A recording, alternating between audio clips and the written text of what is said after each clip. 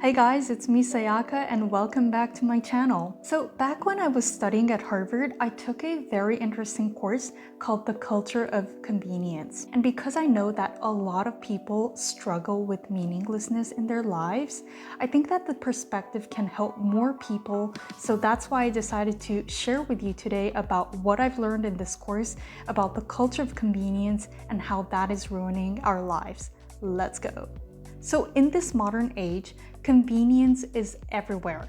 It's in the way we get our coffee to go, it's how we get an e-scooter ride with our smartphones or binge watch entire TV screens with just a click of a button without going anywhere. Convenience has become such an integral part of our daily routines. But in all this convenience, have we ever stopped to think about the effects that it might have on us? Or are we too swept up with the lure of convenience to notice its costs? Let's take the food industry as an example. So even just the simple act of preparing a meal, just a few centuries ago, harvesting food required a lot of effort and time. So for example, rice. I remember when I was young, we went on a school trip to a rice field, and you will never believe the insane amount of work it takes to just harvest a grain of rice. Like, I was only there for a day, but I remember it was so much work, and oftentimes each rice is also still harvested by hand. And that is why in Japan we are taught from a very early age that it is actually very rude to not finish your rice, because eating every grain of rice is a sign of gratitude to the farmers who made the rice, right? But in today's society, we've grown so distant from this process of hunting animals and harvesting food, right? It has become so easy to get food. All we need to do is go to the local supermarket, and if we are too lazy to even do that, they'll even deliver the products to us, right? And if that's not enough, because you still have to cook, there are even takeaways and deliveries and ready-to-eat meals everywhere you go. You literally don't need to do anything except lift the fork up to your mouth, right? And so no wonder in this convenience-driven world, it's really easy to forget where our food comes from and how much we should appreciate it. So another example is information access. So in the past, knowledge was often very difficult to get. So if you wanted to know something, you had to physically walk to the library and look through books to get an answer. And that required a lot of patience and effort. Nowadays, in the digital age, if you want to know something, you just get your phone and type it in and you get the answer immediately within seconds. And if we have a question, before we even think and consider our own answers, we reach for the phone and ask Google, and it instantly delivers answers to our questions. Do you realize what this is doing to us?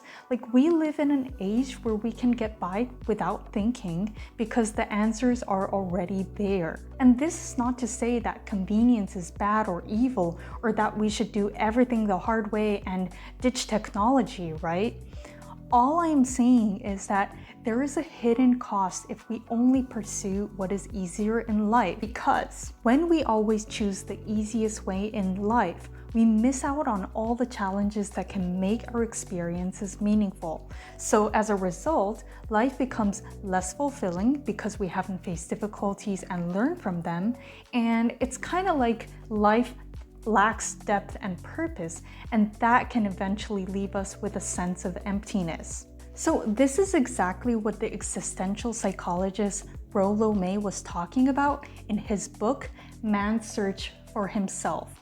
So he talks about the idea that humans find meaning and identity through confronting challenges and taking on responsibility, and that these obstacles are actually crucial for finding our true selves and creating a meaningful existence. But so if everything comes to us so easily, where is the satisfaction in that, right? So what can we do about this? What are some practical steps that we can take in order to find meaning in a world that is so full of convenience? So the first thing we can do is sometimes we can deliberately choose the slower path in life. So I'm gonna take coffee, for example, because it's a really easy example and that's something that's just very easy to execute. So rather than opting for instant coffee, or just grabbing a coffee to go, next time try making a French press brew, or even better, try making a real cup of green tea. I know this is so stereotypical because I am Japanese, but if you think about it, we always drink tea slowly, but yet coffee is something that you just grab on the go. It's something that's consumed quickly in order for you to be more efficient at work. But I think a drink, no matter what kind, is something that should actually be savored and enjoyed.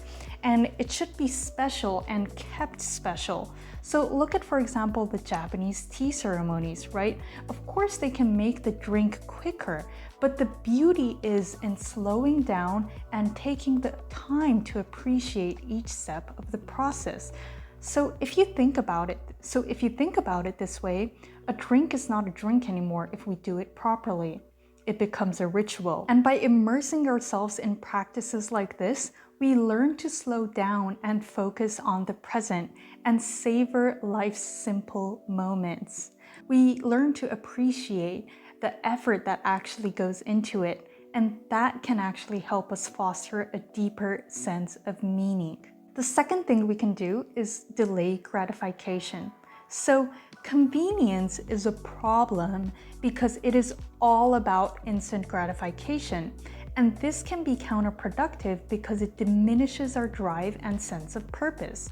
It removes the satisfaction of overcoming challenges and reaching goals, right? So don't get me wrong, life doesn't need to be a constant struggle, right? But having some challenges and goals to work towards can make life more fulfilling, right? And I partially call instant gratification the I want it now syndrome. And so this mindset could actually fulfill your wants in the short term, but in the long run, it's actually quite unsatisfying because it can lead to a sense of boredom and emptiness, right? So how can we curb instant gratification? You can, for example, question the necessity. So let's say you were just scrolling on Instagram, right? And you found something you want to buy, right? Because some influencer is wearing it. Before you make that impulsive decision to purchase, I want you to challenge yourself and ask yourself, well, what would happen if you didn't buy that item or indulge in that instant pleasure? And if you think that you don't necessarily need that item, what you can do is you can delay that decision, right? So give yourself time to think by walking away or just delaying the purchase, right?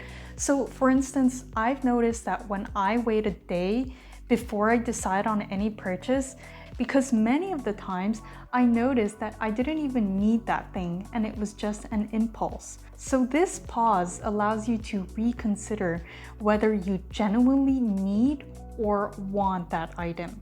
And by doing so, you can delay gratification, and this in turn will help you with the meaning of your life. And so these steps not only help you in resisting a culture of convenience, but also in cultivating a more profound sense of purpose and fulfillment. Because in a culture that often prioritizes quick fixes and immediate pleasures, learning to pause can actually help us savor life's really small and tiny moments, right? And sometimes we just have to make these choices deliberately and intentionally, because otherwise we will be giving in to convenience.